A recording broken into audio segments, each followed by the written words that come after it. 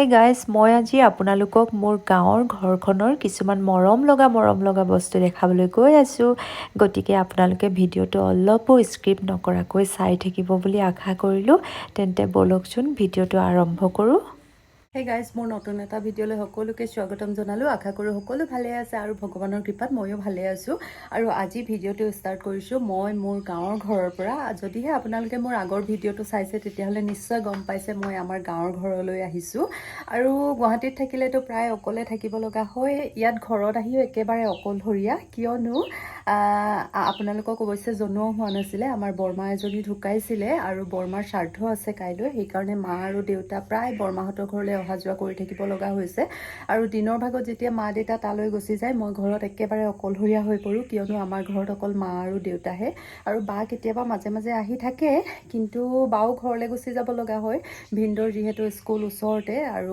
ভিনদেউ স্কুল আহোঁতে কেতিয়াবা বা লগতে আহি যায় আৰু স্কুল ছুটি হ'লে বাও গুচি যায় ভিনদেউৰ লগতে আজি আহিছিলে আকৌ গুচি গ'ল ভিনদেউৰ লগতে আৰু এতিয়া বৰ্তমান মই অকলে আছোঁ ঘৰত মাহঁত আহিব অলপ পিছত আৰু ভিডিঅ' বনোৱা হোৱা নাছিলে কিয়নো মই মানে অলপ ব্যস্তও হৈ আছিলোঁ ঘৰত আহি পেলাই এতিয়া ভাবিছোঁ আজিৰ পৰা আৰু এটা দুটাকৈ ভিডিঅ'বিলাক বনাম আৰু গাঁৱৰ ভিডিঅ'বিলাক বনাম গাঁৱৰ ঘৰখনৰ ভিডিঅ'বিলাক বনাম গতিকে আজি ভিডিঅ'টো অকণমানিকৈ বনাইছোঁ আপোনালোকৰ কাৰণে আপোনালোকে ভিডিঅ'টো চাই থাকিব কিনো দেখাব পাৰোঁ চাই থাককচোন আজি এটা খুব ধুনীয়া বস্তু এটা দেখাম অলপ পিছতে চাই থাকক আপোনালোকে বাৰু জেতুকা গছ চিনি পায়নে এইজোপা হৈছে জেতুকা গছ আৰু গছজোপা চাওকচোন ইমান ধুনীয়াকৈ পাতেৰে জপজপীয়া হৈ আছে একেবাৰে সেউজীয়া হৈ আছে ডিচেম্বৰ মাহত কিন্তু জেতুকা গছৰ পাতবিলাক ক'লা ক'লা পৰি যায় কিন্তু আমাৰ এই জেতুকা গছজোপা একেবাৰে সেউজীয়া হৈ আছে আৰু কোমলীয়া পাতেৰে ভৰ্তি হৈ আছে কিয়নো মাজে মাজে মায়ে ডালবিলাক কটাই থাকে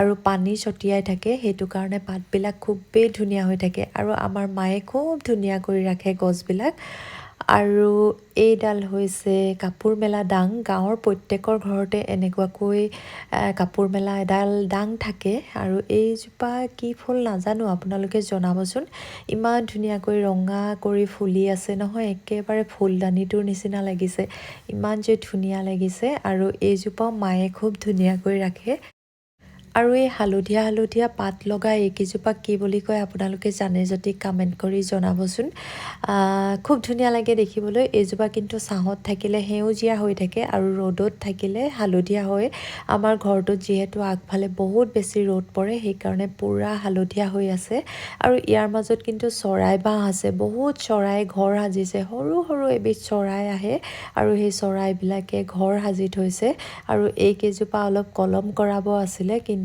যিহেতু চৰাই বাঁহবিলাক বনাই থৈছে সেইকাৰণে কলম কৰোৱা নাই আৰু দেখিবলৈ ইমানেই ধুনীয়া লাগে দুফালে দুজোপা আছে এইবিলাকো খুব ধুনীয়াকৈ চব এইবিলাক মায়ে ৰাখে ধুনীয়াকৈ আৰু এইফালে মা বৰমাহঁতৰ ঘৰৰ পৰা আহিলে মা দেউতা বৰমাহঁতৰ ঘৰৰ পৰা আহিয়ে কাপোৰ চেঞ্জ কৰি একেবাৰে গৰুজনীৰ ওচৰলৈ গুচি গৈছে আৰু মা দেউতাই এইবিলাক বহুত মৰম কৰে জীৱ জন্তু আৰু আমাৰ ঘৰত এটা দুটাই থাকে গৰু এজনীয়ে আছে আগতে 3-4জনী আছিলে যিহেতু ৰাখিবলৈ দিগদাৰ হয় যিহেতু মা দেউতা অকলেহে থাকে সেইকাৰণে এতিয়া মাত্ৰ এজনী ৰাখিছে আৰু চাওকচোন ইমান ধুনীয়াকৈ গৰুজনীয়ে পাতি দিছে নহয় মায়ে মৰম কৰি আছে পূৰা গৰুজনীয়ে পাতি দিছে আৰু স্কাইটো চাওকচোন ইমান ধুনীয়া লাগিছে দেখিবলৈ আৰু এইফালে এইজনী হৈছে আমাৰ টিকটিক এইজনীও বহুত মৰমৰ এইজনীৰ কিন্তু দেউতাৰ বহুত প্ৰিয় হয় আৰু আমি এতিয়া অকণমান বাহিৰতে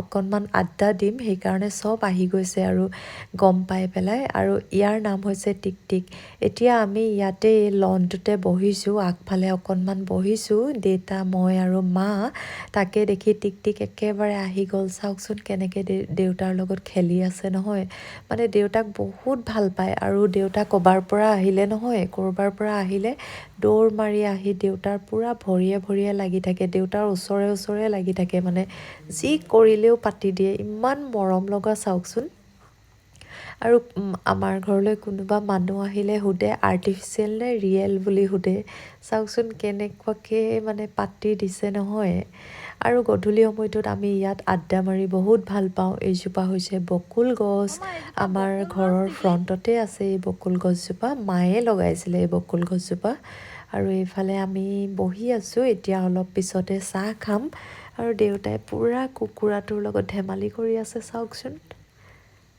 নাযায় আঁতৰিয়ে নাযায়, মানে তাক জোকাই থাকিলে খুব ভাল পায় মানে ই। চাওকচোন কেনেকুৱাকৈ ধেমালি কৰি আছে। আৰু কুকুৰাজনী কিন্তু মাজে মাজে গা ধুৱায়, দেউতাই পূৰা চেম্পু কৰি গা ধুৱাই দিয়ে। আৰু চাওকচোন কেনেকুৱা চাইন কৰি আছে নহয়, চুলিখিনি পূৰা বগা বগা হৈ আছে। আৰু এইফালে কাৰোবাৰ ছাগলী পোৱালি এটা আহিলে, খুব ধুনীয়াকৈ চৰি আছে ছাগলী পোৱালিটো। আৰু ই মাকক বিচাৰি ফুৰিছিলে, মাকজনী ক'ৰবালৈ গুচি গৈছিলে।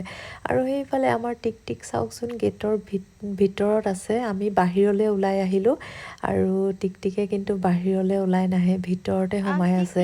আমি মানে তাক চাইছোঁ সি ভিতৰলৈ আহে কি নাহে, কিন্তু সি নাহিলে, টিক নাহিলে। সি আকৌ মতা হয় দেই।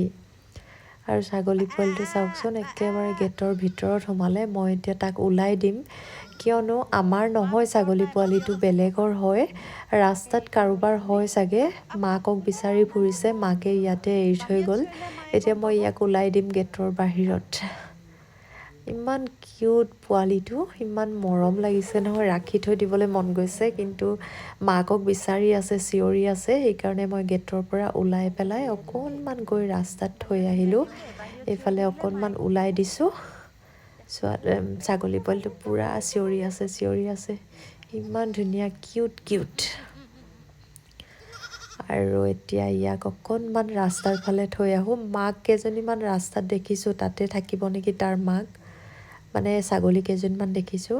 আৰু এইফালে আমাৰ পথাৰৰ পৰা ধান আনি আছে, ধান কাটিবলৈ অলপ বাকী আছে, যিহেতু বৰমাৰ সকামটো হৈ যোৱা নাই, হৈ যোৱাৰ পিছতে ধানবিলাক কাটিব লাগিব। আৰু এইফালে আধা ধান অনা হৈ গৈছে। ধানৰ জেমেলা শেষ নোহোৱালৈকে মানে গাঁৱৰ মানুহবিলাকৰ শান্তি নাই আৰু এইফালে মায়ে অকণমান শাক বুটলি আছে। এই শাকবিলাক চব দেউতাই লগাইছিলে, মূলা শাক, লাই। আৰু এতিয়া মা লাগি গ'ল চাফাই অভিযান। মায়ে মানে এনি টাইম এনেকুৱা ধৰণৰ কামবিলাকে কৰি থাকে, অকল চাফাই কৰি থাকে। ময়ো কিন্তু কাম কৰিছোঁ দেই, আপোনালোকে নাই কৰা বুলি নাভাবিব, কিন্তু কামৰ সময়ত মই মোবাইলটো লৈ ভিডিঅ' কৰি থাকিবলৈ খুবেই অসুবিধা পাওঁ। সেইটো কাৰণে মই কৰা কামখিনিৰ মানে ভিডিঅ' কৰা নাছিলোঁ। আৰু টিকটিকে মাৰ লগে লগে ঘূৰি ফুৰিছে, মানে আমাৰ লগে লগে ঘূৰি ফুৰে আৰু এনেকৈ মায়ে খুব ধুনীয়া কৰি ৰাখে বাৰীখন। আৰু আজিৰ ভিডিঅ'টো ইমানেই আছিলে। আপোনালোকে ভিডিঅ'টো চাই কেনে পালে জনাব, যদিহে ভাল পালে লাইক কৰিব, কমেণ্ট কৰিব। আৰু যিসকলে নতুনকৈ চাই আছে প্লিজ চেনেলটো ছাবস্ক্ৰাইব কৰি দিব।